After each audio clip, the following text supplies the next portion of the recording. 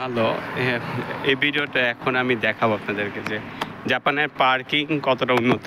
ঠিক আছে, এখন যে আমাদের এইখানে কন্ডোমিনিয়াম নামে কিছু অ্যাপার্টমেন্ট বিক্রি করে, এটা হয়তো বা সবাই জানেন কিনা জানি না। কন্ডোমিনিয়াম বলে আর কি এগুলোরে। ব্যাপারটা হচ্ছে একটা সোসাইটি যে ছোট, বাট একটা বিল্ডিংয়ের চেয়ে বড়। ঠিক আছে, যেমন এখানে একটা দুইটা বা তিনটা বিল্ডিং থাকে, একটা গ্রাউন্ড থাকে সাথে, তারপর হচ্ছে সুইমিং পুল অনেক জায়গায় ব্যবস্থা থাকে, মানে অল ফ্যাসিলিটি থাকে, জিম থাকে, শপ থাকে, সবই একটা এরিয়ার ভিতরে করে। সেটা কন্ডোমিনিয়াম বলে। এবং বিভিন্ন 5 স্টার মানে ফ্যাসিলিটি বলে যদিও, তবে কতটা 5 স্টার আল্লাহ জানে। ঠিক আছে, আমি যাই নাই, বাট এইসব কিছু অ্যাপার্টমেন্ট এখন সেল হয়। এটা হচ্ছে জাপানের ওই রকম কন্ডোমিনিয়ামের মতন। আমি দেখাই এখানে পার্কিংয়ের জন্য কী ব্যবস্থা করা হয়েছে। তো আমি এখন কথা বলি, দেখি।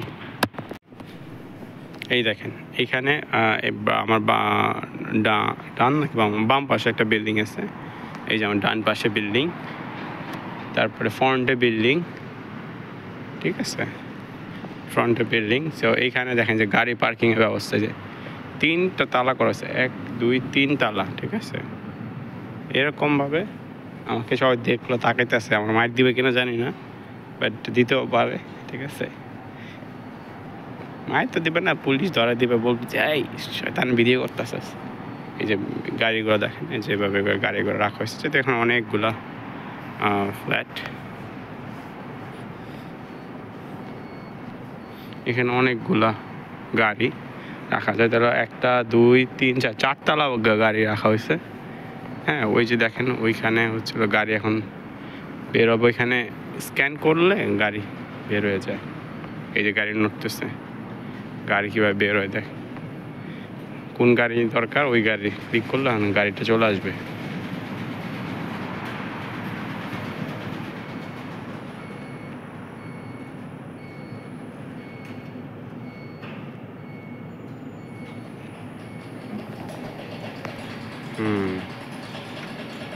এই যে গাড়ি এটা নামতেছে এখন। এই যে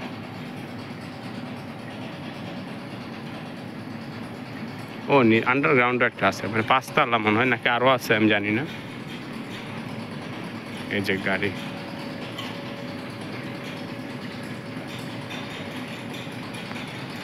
নামতেছে।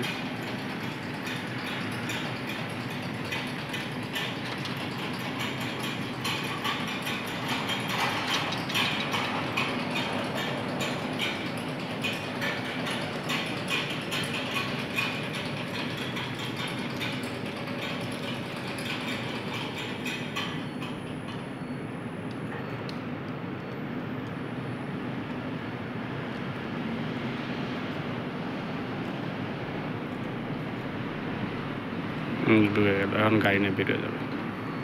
ঠিক আছে, সো এরকম প্রতিটা জায়গায় এখানে গাড়ির ব্যবস্থা আছে।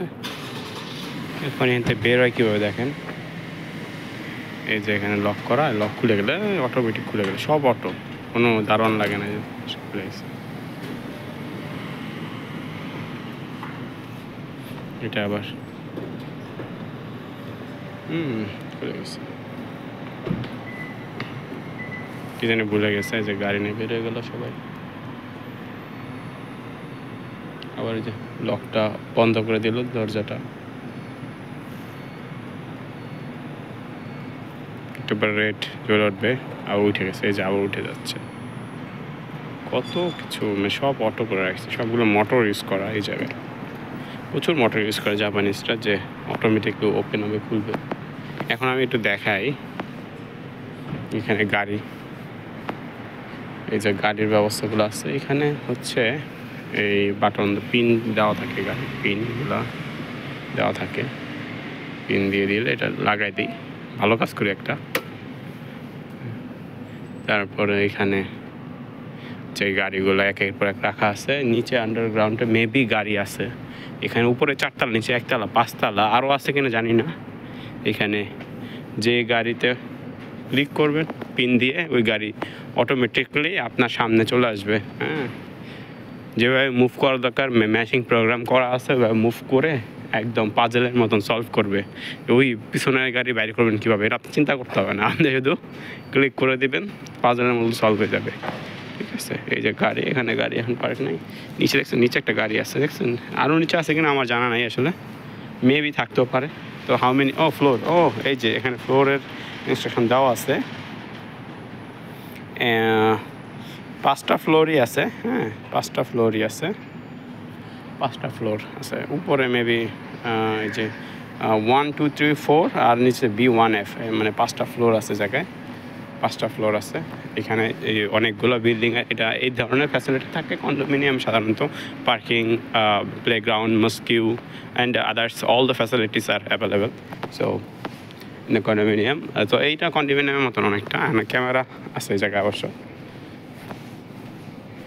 এখানে ছিল বেরো যাবে না, এটা হচ্ছে গাড়ি মোটরসাইকেল পার্কিংয়ের জন্য, বা গাড়ি পার্কের জন্য।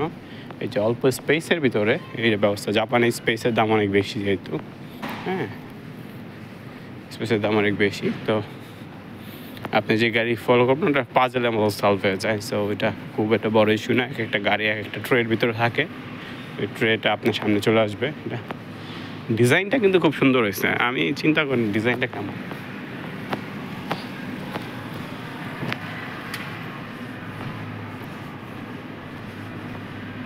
এই যে চাবিও লাগে, চাবি আবার বন্ধ করতে হয়। এটা ময়লা রাখার জায়গা, নর্মাল পার্কিংয়ের জায়গা, নর্মাল এর ধরনের পার্কিং থাকে, এটা স্পেশাল পার্কিং। লক করে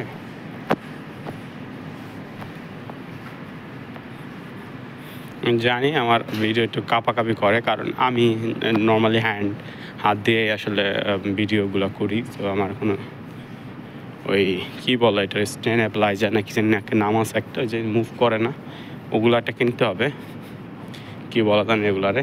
যাই হোক, ওটার নাম আমি এখন পর্যন্ত জানি না, বাট এটা দেখছি, এটা কিনবো এটা ভাবছি। বাট ওটা নিয়ে সবসময় ভিডিও করা হয় না, বাট হঠাৎ করে ভিডিও করি, তো দেখা যায় হঠাৎ করে মনে হলো যে ভিডিও করি এরকম। সো প্রিপারেশন থাকে না, তো আমার ভিডিওগুলো একটু কাঁপে। হ্যাঁ, আস্তে আস্তে ঠিক হয়ে যাবে। যেগুলো আমি খুব প্ল্যান করে করি সেগুলো হয়তো আমি আমার স্টেক আছে, মোবাইল হোল্ডার স্টিক, কী বলে এটা, সেলফি স্টিক টাইপের একটা আছে, ওটাতে করলে কিছুটা মুভমেন্ট কম হয়। বাট যেহেতু আমি নর্মালি ভিডিও করি, মানে কোনো প্ল্যান ছাড়া, তো এই কারণে এগুলো হয় আর কি। আচ্ছা, ওকে, খুদা হাফেজ।